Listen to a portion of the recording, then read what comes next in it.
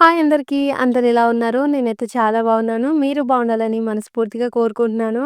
ఇక నిన్న చెప్పిన గదా! మా అమ్మ వండిన టమాటా పచ్చడితోని అన్నం తిన్నా అని జెప్పేసి, మరి నిన్ననే కనయ్యని, విషుని ఇద్దరిని స్కూల్ నుంచి తీసుకొచ్చిన. ఆ తర్వాత మళ్ళా ఇంట్లో పనులన్నీ చేసుకున్నా. వాటి గురించి గూడా మీకు జెప్పాలి గదా! మరి వచ్చేయండి వీడియోలోకి. ఇక్కడ కన్నయ్యని స్కూల్ నుంచి తీసుకొచ్చేటప్పుడు మా ఇంటి పక్కన ఆంటీ ఉంది గదా!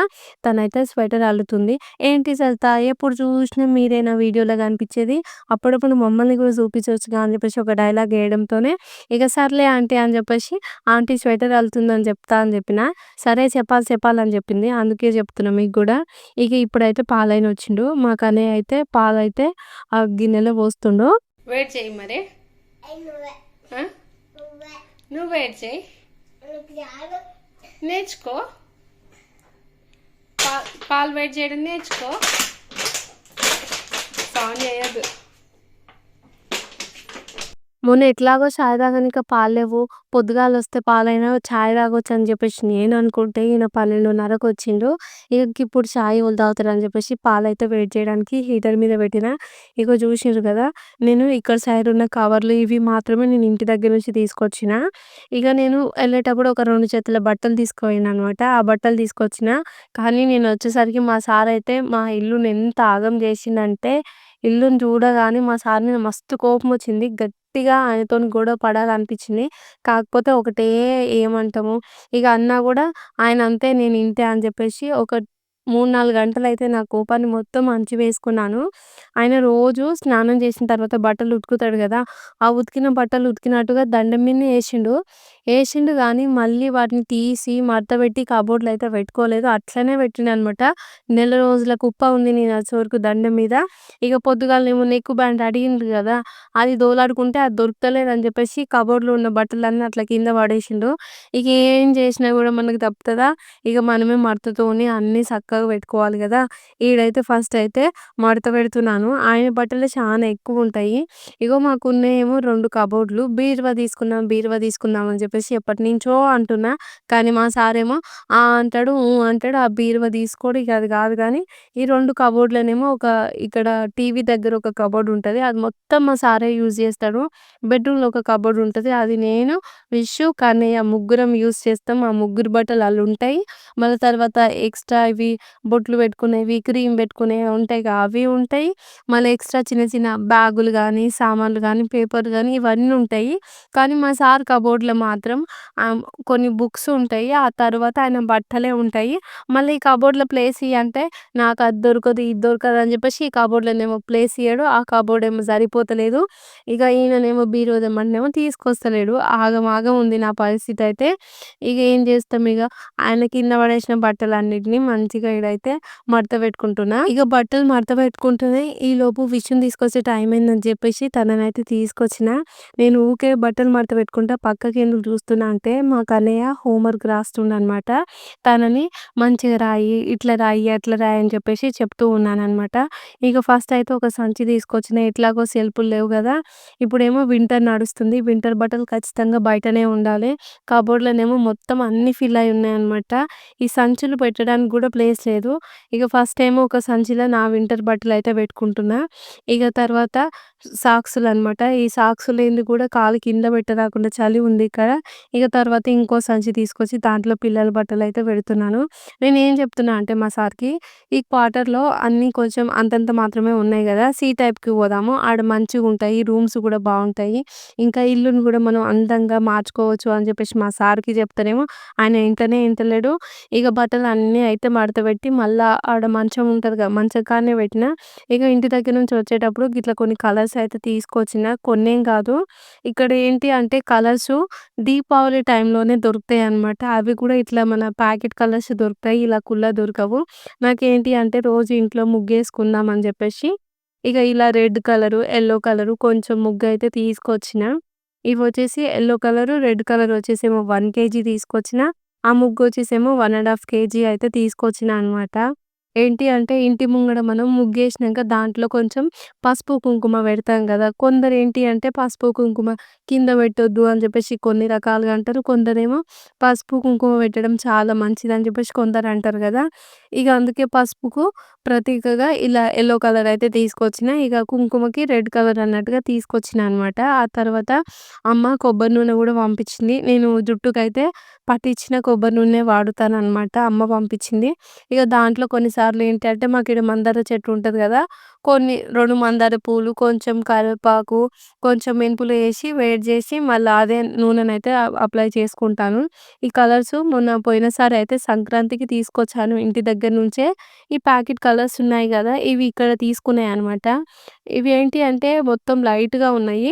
అప్పుడు ఇట్లా ప్యాకెట్‌లో మొత్తం మల్టీ కలర్స్ వస్తాయని చెప్పేసి ఇక్కడ నాకు దొరకవు సంక్రాంతి టైంలో అని చెప్పేసి ఇంటికానుంచే తీసుకొచ్చిననమాట. అవి మొత్తం కొంచెం మెత్తబడిపోయినాయి. వాటినైతే నేను ఎండకు పెట్టుకోవాలిగా.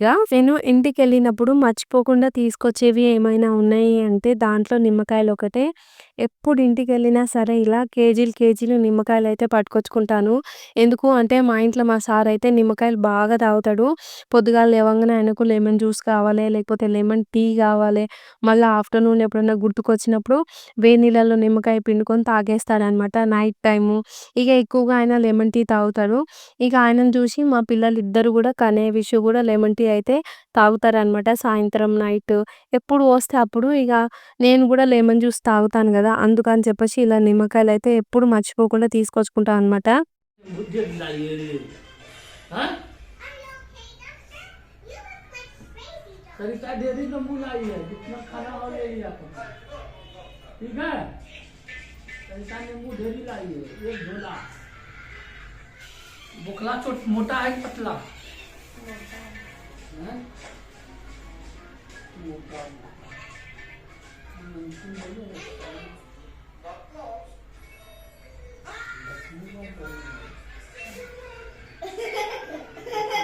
बनाई होती है तुम बनाई हाँ कहाँ बनाई है बना लेना एक बार देखो क्या होता है ఇందాక ఫస్ట్ మీకు రెడ్ కలర్ బుట్టలో చూయించిన గదా! ఆ నిమ్మకాయలేమో నేను దీపావళికి ఎళ్ళొచ్చేటప్పుడు తీసుకొచ్చాననమాట. నేను ఇన్ని రోజులు లేను కాబట్టి ఆ నిమ్మకాయలైతే వాడలేదు. లేకపోతే అవి కూడా అయిపోయాయనమాట. ఇట్లా అయితే నిన్ననే నిమ్మకాయలు తీసుకొచ్చిన గదా! కొంచెం చెమ్మగా ఉంటే ఖరాబ్ అయితాయి అని జెప్పేసి ఫస్ట్ అయితే నేను గాలికి పెట్టేసి ఆ తర్వాత నేను ఫ్రిడ్జ్‌లో స్టోర్ చేస్తాను. ఇవి ఒక 3, 4 మంత్స్ వరకు మాకు మంచిగా మేమైతే యూజ్ చేసుకుంటాము. 1 వీక్ ఒకసారి ఖచ్చితంగా కవర్ అనేవి చేంజ్ చేస్తే నిమ్మకాయలనేవి పాడవ్వవనమాట. ఇగ ఇంట్లో పని మొత్తం అయిపోయిన తర్వాత మళ్ళీ ఒకసారయితే ఇల్లు ఊడుస్తున్నాను. ఏంటి అంటే ఈ బండలు చాలా సాఫ్ట్‌గా ఉంటది. కొంచెం మట్టి పడ్డా గూడా మట్టి అంటే అదే అండి ఇప్పుడు ఏదో ఒకటి షార్ప్‌నర్ పొట్టు పడ్డా, కొంచెం అన్నం తినేటప్పుడు ఒక 2 మెతుకులు పడ్డా గూడా కొంచెం అంత మంచిగా అనిపియవనమాట. అందుకే నేను ప్రతిసారి పనయిపోగానే ఇల్లు ఊడుస్తూనే ఉంటాను. ఒక రోజుకైతే 3, 4 సార్లు కంపల్సరీ ఇల్లు ఊడుస్తాను. ఇక నేను ఇల్లు ఊడ్చేటప్పుడే విషు, కన్నయ్య చదువుకుందాం అని చెప్పేసి సాపేసుకుండ్రు. ఇక ఈడొచ్చి గిన్నెలయితే సదిరేస్తున్నాను నేను. ఇప్పుడు సదురుతున్నాను గదా! ఈ గిన్నెలొచ్చేసి పొద్దున వంట అయిపోయిన తర్వాత తోమినవి. అవే మాత్రమే సదురుతున్నాను. ఇంకా ఇప్పుడు ఇగ పిల్లలొచ్చారు గదా! వాళ్ళకి తినిపిచ్చిన, తర్వాత వాళ్ళ బాక్సులున్నాయి. అవి గూడా తోమేస్తే సరిపోతుందన్నట్టుగా తోమేస్తున్నాను. చెప్పినా గదా! వింటర్ వచ్చింది కాబట్టి ఒకటే టైంకి 2 సార్లు అన్నం వండాలి. ఫస్ట్ ఏంటి అంటే 11:30కి అన్నం వండినా గదా! ఇప్పుడు మళ్ళా మా సార్ 2:30కొస్తాడు. అందుకే మళ్ళీ 2:00 నేను అన్నం వండుతా అని జెప్పేసి కుక్కర్‌లో కొంచెం అన్నం ఉంటే అది ఊడ్చేసి మళ్ళా ఉన్న 2 గిన్నెలు గూడా తోమేస్తున్నాననమాట. ఇగ తోమిన తర్వాత ఏముంటది మళ్ళీ ఇగ పోయి పిల్లలనైతే చదివిపియాలి. పొద్దుకైతే 4, 5 సార్లు నాకు గిన్నెలు తోమడే ఉంటది.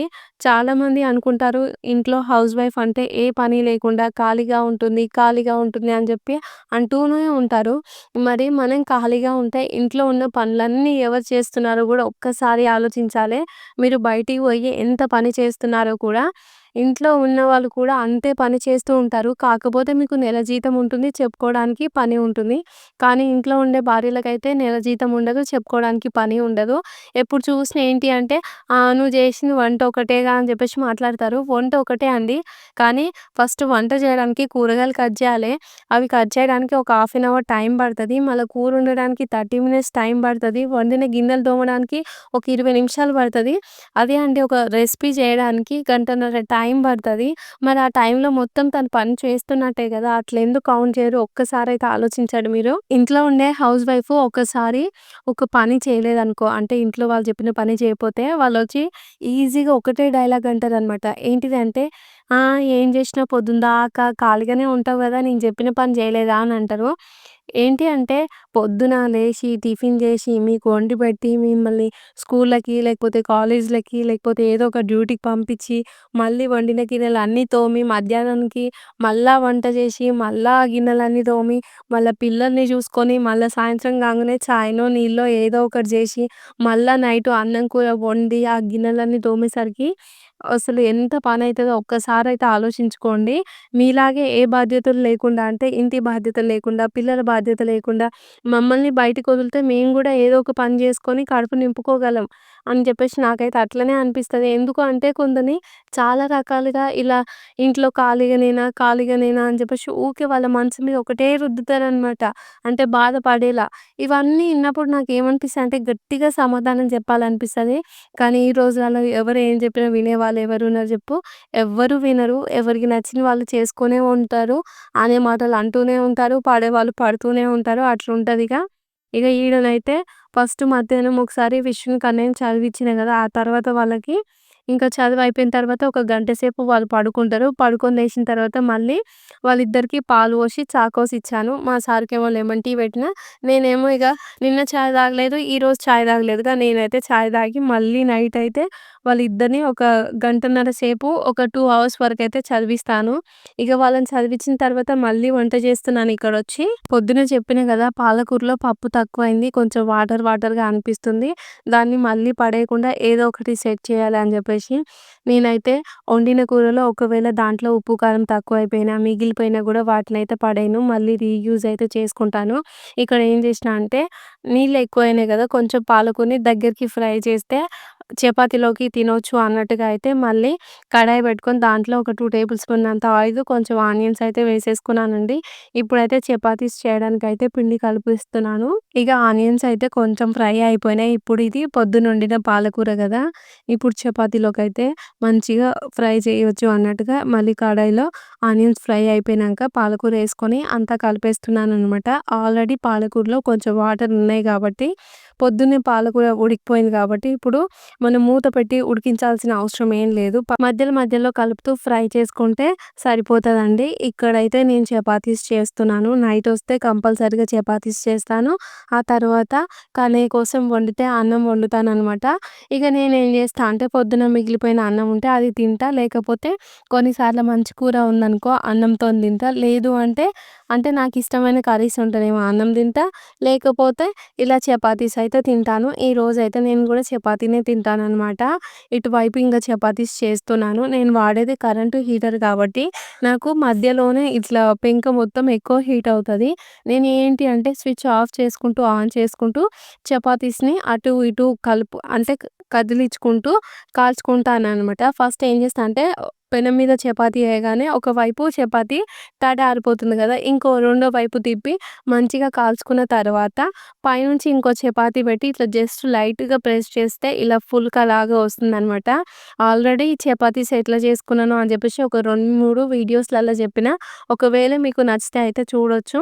ఇక నా చపాతీస్ చేయడం కూడా దగ్గరకొచ్చేస్తుంది. నేను ఒక 7, 8 చపాతీస్ చేయగానే మా సార్ వచ్చిండు. మా సార్‌తో పాటు ఇంకో తెలుగు సార్ ఇక్కడ ఉంటుండని చెప్పినగా, ఆ సార్ గూడా వచ్చేసిండనమాట. ఆ అక్క వచ్చేసి ఇంటి దగ్గర ఉంది. అయితే వాళ్ళు తింటా అంటే ఇంక పాలకూర కొంచెం దగ్గరికి ఫ్రై చేసుకుందాం అనుకున్నాను.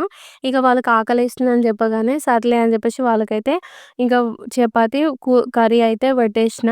ఇగ చూసిండ్రా ఇదొచ్చేసి లాస్ట్ చపాతీ. ఇంకా చపాతీస్ చేయడం కూడా అయిపోయింది. ఇగ మా సార్ వాళ్ళు చూసిండ్రా కర్రీ అయితే కొంచెం మిగిలిచ్చారనమాట. అంటే ఇంకోసారి ఒక 2 చపాతీస్ ఏసుకోమని చెప్పిన. మరి వాళ్ళిష్టం ఇగ అది. ఇంకా నేను గూడా ఒక 2 చపాతీస్ తిన్నా. అందరం తిన్న తర్వాత మళ్ళీ చూడండి గిన్నెలెన్నయినాయో. ఇగో ఈడ మీకొకటి చెప్తాను. మా ఇంట్లో ఉన్నది చిన్న పిల్లలిద్దరు. నేను, మా సారు నలుగురమే గదా! నలుగురికే ఇంత పని చేయాల్సుంటే, ఉమ్మడి కుటుంబంలో ఉన్న కోడళ్ళు పొద్దున్నుంచి సాయంత్రం వరకు ఎంత పని చేస్తారో ఒక్కసారి ఆలోచించుకొని ప్రతి ఒక్క హౌస్ వైఫ్‌కైతే రెస్పెక్ట్ ఇయ్యాలి. ఎందుకు అంటే ఇప్పుడు నాకు టైం వచ్చేసి 9 అవుతుంది. నేను ఎప్పుడో 6:00 స్టార్ట్ చేసిన నా పని. ఇంకా సగం సగం అటు ఇటు ఆ పని, ఈ పని చేసుకునే వరకు 9 అవుతుంది టైం వచ్చేసి. ఒక్కసారి కూడా నేను ఇలా కూర్చొని ఫోన్ చూసినన్న మాటే లేదు. పొద్దున్నుంచి ఏదో ఒక పని చెప్పడానికేమో ఏమి ఉండదు. కానీ చేస్తే మాత్రం ఇంత పని ఉంది గదా! మరి ఇలా ఒక కోడలైనా, ఒక హౌస్ వైఫ్ అయినా రెస్ట్ లేకుండా పని చేస్తుందంటే మీరు తనకి ఖచ్చితంగా రెస్పెక్ట్ ఇయ్యాలి గానీ, చిన్న చూపయితే అస్సలు చూడొద్దు. ఎందుకు అంటే ఆమె ప్లేస్‌లో ఒక డే మొత్తం కొన్ని వారాలొద్దు, కొన్ని రోజులొద్దు. ఓన్లీ ఒక డే మాత్రమే మీరు ఉండి చూడండి. ఒక హౌస్ వైఫ్ చేసే పని మీకు అర్థమవుతుంది. కొంచెం తను ఖాళీగా ఉంటుంది అనుకుంటే తనని అర్థం చేసుకోవడానికి ట్రై చేయండి అనే నేను చెప్తాను. ఇక్కడ నా గిన్నెలు తోమడం అయితే అయిపోయిందండి. ఇక గిన్నెలన్నీ తోమేసినా కదా! మళ్ళా రేపు పొద్దుగాల ఏం చేయాలి? పొద్దుగాల లేవంగానే ఈ గిన్నెలన్నిటిని ఆ స్టాండ్‌లో సర్దేసేయాలి. ఇక మళ్ళా పొద్దున కొంచెం గాలికి నిమ్మకాయలు పెట్టినా కదా! ఈ నిమ్మకాయలన్నిటిని తీసి కవర్‌లో పెట్టేసేయాలి. మళ్ళొచ్చేసి పొద్దున ఉతికిన బట్టలున్నాయి కదా! ఆ బట్టలన్నిటిని మడత పెట్టాలనమాట. ఈ 3 పనులు పెండింగే ఉన్నట్టు కదా! మరి రేపు లేవడంతోనే నేను ఆ 3 పనులు చేసేయాలి. ఇక టైం వచ్చేసేమో 9 అవుతుంది. ఇక ఈలోపే మన వీడియోకి కావాల్సిన పనులన్నీ చేసేసుకున్నాననమాట. ఇక పొద్దున్నుంచి ఇప్పటి వరకు నాకు జుట్టేసుకునే టైమే దొరకలేదు నిజంగా చెప్పాలంటే. ఇక పొద్దునెప్పుడో స్నానం చేసిన తర్వాత పైకి పెట్టుకున్న గదా! ఇక అట్లనే ఆ పని, ఈ పని చేసుకుంటా నేనైతే జుట్టు దూకోలేదు. ఇప్పుడైతే దూకుంటే ఎన్ని చిక్కులున్నాయో తెలుసా? మస్తు చిక్కులు పడినాయి. ఇక అటో ఇటో చిన్నగా చిక్కులన్నిటిని తీసేసుకున్నాననమాట. ఎంత చిక్కులు తీసి దూనా గూడా మళ్ళీ చిక్కులు అయితేనే ఉంది. నేను మంచిగా జుట్టుకు ఆయిల్ పెట్టుకోకుండా అటు ఇటు నెల రోజులు అయిపోతుందనమాట. నేను కొన్నిసార్లు ఏం చేసేదంటే నైట్ ఆయిల్ పెట్టుకొని పొద్దున్న షాంపూ పెట్టుకొని తలస్నానం చేసేది. ఒక 3 డేస్‌కి, 4 డేస్‌కి అట్లా. ఇక ఇంటికి పోయినంక ఆయిల్ పెట్టలేదు. ఇక ఎప్పుడో ఒకసారి పెడతానేమో ఆ ఆయిలు వారం రోజుల పాటు ఉంచుకునేన్నా. అట్లయితే మొత్తం జుట్టు మొత్తం జిడ్డు జిడ్డు అయిపోతుందని చెప్పేసి నాకనిపించింది. కాకపోతే అప్పుడు ఇంక ఇంటి దగ్గర చిన్న చిన్న పనుల వల్ల ఒక 3 డేస్‌కి ఒకసారి అట్లా తలస్నానం చేయలేకపోయినా. ఇక ఇప్పుడైతే మళ్ళీ నా జుట్టుకి ఆయిల్ పెట్టుకొని రేపటి నుంచి అయితే నీట్‌గా ఉంచుకోవాలి. ఇప్పటికే సగం జుట్టు ఊసిపోయింది. ఇక అట్లనో ఇట్లనో ఇక జుట్టయితే వేసేసుకున్నాననమాట. ఇక చూసిండ్రుగా నా మార్నింగ్ నుంచి ఈవినింగ్ రొటీన్ అయితే ఇది. డైలీ ఇదే పని ఉంటుంది. ఓకేనా ఫ్రెండ్స్? వీడియో నచ్చితే లైక్ చేసి మన ఛానల్‌ని సబ్స్క్రైబ్ చేయండి. Bye friends.